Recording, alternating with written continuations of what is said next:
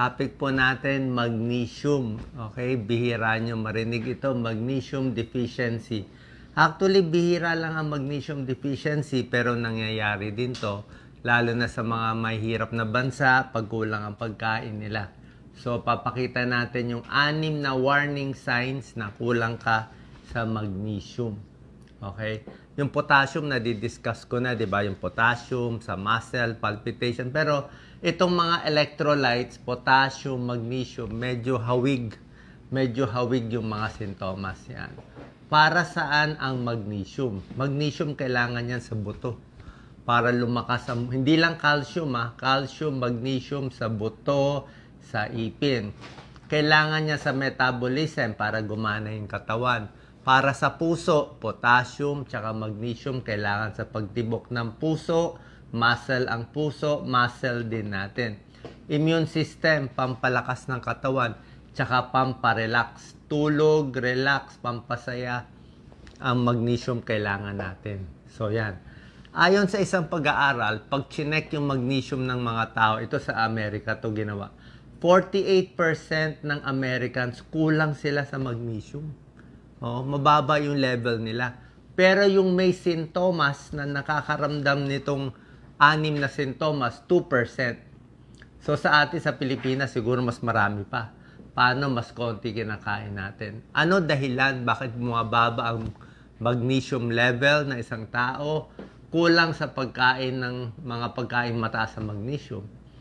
Pwedeng nagtatae lagi, may problema sa bituka, nagtatae, hindi ma-absorb. Alcoholic, inom ng alak. Diabetes, pwede rin, nakakababa rin ng magnesium. Ito yung mga sources, ito yung mga dahilan, kulang ang pagkain. Sabi nga dito, baka sa farming method, sa processing, mga processed food, nababawasan yung magnesium. Usually kasi sa mga nuts yan, sa mga nuts, sa mga buto. Yan. Masyadong stress. Minsan, pag masyadong mataas stress level, bumababa din yung magnesium. At may mga pagkain, inumin at gamot nagpapababa ng magnesium. Sobrang kape, pwede bumaba magnesium. Sobrang alak, gamot sa ulcer, antacid, may ilang antibiotics, hindi natin alam, bumababa yung magnesium. Kaya nagkakaroon itong 6 na signs. So, tingnan nyo kung itong 6 na to. Itong 6 na warning signs, hindi lang to sa magnesium. Pero kung mababa magnesium levels nyo, ito yung mga sintomas. Pero pwede rin to sa ibang sakit. Nanginginig yung muscle. Nagtutwitch, nagtetremor ang muscle. Minsan nagka-cramps, pinupulikat. Pwede mababa magnesium. Pwede rin mababa ang calcium or potassium. Any of that. Pero yung mababang magnesium yan din, nagka-cramps din yan. Number 2, nadidepress. Okay, may pag-aaral, pag yung mga taong depressed na bigyan ng tamang magnesium levels, nawawala yung depression. Mga malilit na pag-aaral. Depression, anxiety, nakita nila. Pag mababa itong electrolytes mo, nadidepress yung tao. So, isang factor din yan. Sa pagkain din. Number 3, tulad na sinabi ko, di ba, para malakas ang buto, kailangan natin calcium. Ito kailangan natin sa buto, calcium, vitamin D, vitamin K, at magnesium. Pag kulang ka sa magnesium, hihina rin ang buto. Mas mabilis ma-bone fracture. Other factors na nakakahina ng buto, umiedad, kulang sa exercise, hihina rin ang buto natin. Pero yung kulang sa magnesium, hihina rin ang buto. Number 4, bukod sa nagka-cramps yung muscle, humihina yung muscle. Muscle weakness. Tawag dito myasthenia. Okay? Bakit? Kasi kailangan ng muscle, yung potassium at magnesium. So, pag nanghihina kayo, pa-check natin magnesium level, pa-check na rin potassium level. Baka isa doon may diferensya. Blood pressure, may possibility to. Nakita nila, pag kulang sa magnesium yung tao, mas mataas yung blood pressure. Actually, sa blood pressure, kailangan mo rin sapat na potassium, sapat na magnesium.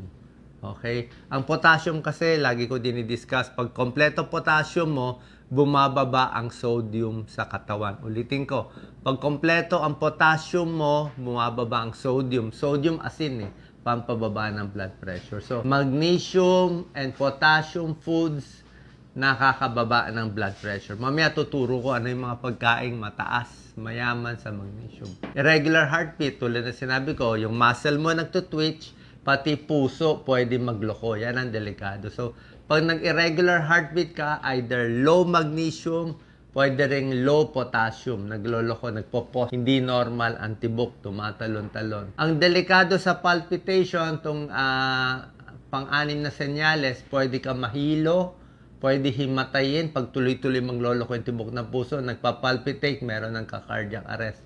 May pag-aaral pa sila, pag magnesium levels mo mababa, hindi lang palpitation pwede ka magka-congestive heart failure. Pwede humina ang puso. Pwede irregular yung heartbeat. Yan, connected din sa low magnesium level. Pag na-correct yung magnesium, gumaganda na yung. Pero syempre, lahat ng ito, kailangan magpa-check muna kayo sa internist, cardiologist. Ako po, internist and cardiologist. Bago masasabi na magnesium. Hindi pwede basta-basta iinom ng supplement. Pero yung pagkain na mataas sa magnesium, pwede nyo na gawin. Yan ang mga in-explain ko. Magnesium deficiency, sabi ko, manhid, kamay, pati puso, nagloloko, muscle cramps, nadidepress. Ito, nagtutwitch, nanghihina katawan, parang tinatrangkaso, may fatigue. O, paano? Ano ba daily requirement natin ng magnesium? Ito daily requirement sa lalaki at babae. Around 300 to 400 milligrams per day per adult. Ito na po. Ano yung mga pagkain mayaman sa magnesium? Tandaan nyo na, ito yung magnesium level. So, pinakamataas, na-discuss ko na to sa isang video ko, buto ng kalabasa, squash seeds o pumpkin seeds. Buto ng kalabasa, napakaganda. 152. Pinakamataas siya sa magnesium. Lahat ng mga buto. Pero kung compare mo yung buto ng kalabasa, mas mataas pa siya. 152 milligrams of magnesium.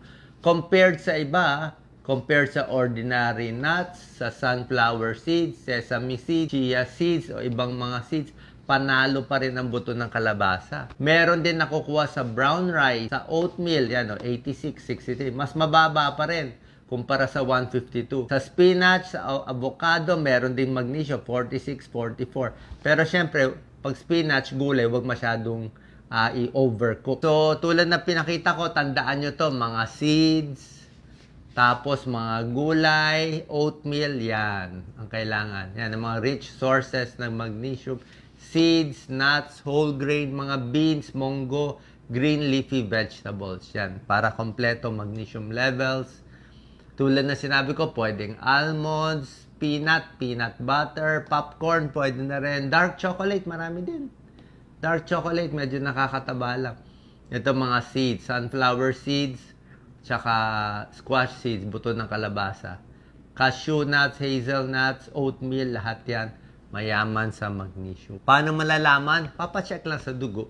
Okay, makikita. Usually, pinapacheck namin yung 4 na electrolytes. Pag kami nag-request, 4 yung magandang i-check. I-check yung sodium, i-check yung potassium, i-check yung calcium, and magnesium. 4 yun. Sodium, potassium, calcium, magnesium. 4 na para malaman kung merong diferensya. Mataas o mababa. Pag mababa to, ibig sabihin, kulang ka. Ito pala ang dahilan. Okay? Blood test lang malalaman. Plus yung 6 na senyales na sinasabi ko. So, kung ano man na naging resulta, i-try natin kumain ng mas marami, especially buto ng kalabasa. Favorite natin yan. Okay? Ulitin ko lang, parang reminder ng magnesium deficiency. Yan, mga muscle twitching, irregular heartbeat, mahina ang buto, numbness of hands and feet, fatigue, depression. Pag ganyan ang sintomas nyo, mahina memory, tapos kulang ang pagkain nyo ng magnesium, baka sa tubig, sa soil, o baka tumatanda. Ito, sobrang exercise. Alak, malakas alak, lagi nagtatae. Kung ito yung mga possibilities, i-check natin magnesium level, baka yon ang naging depresya. Sana nakatulong po, bagong kaalaman tungkol sa magnesium. God bless.